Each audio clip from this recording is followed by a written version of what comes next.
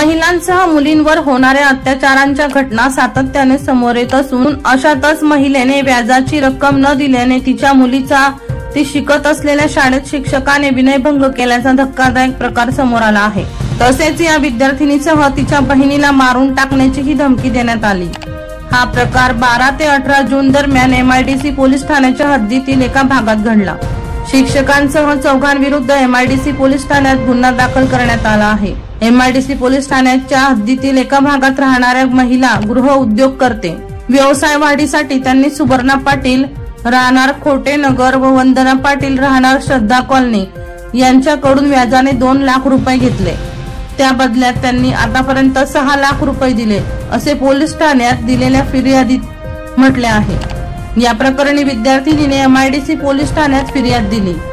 त्यावरून 23 जून रोजी सुवर्णा पाटील, रामकृष्ण पाटील, अजय पाटील, वंदना पाटील यांच्या विरुद्ध कलम 354 पोक्सो अधिनियम कलम 7, 12, 17, 18 प्रमाणे गुन्हा दाखल करण्यात आला आहे।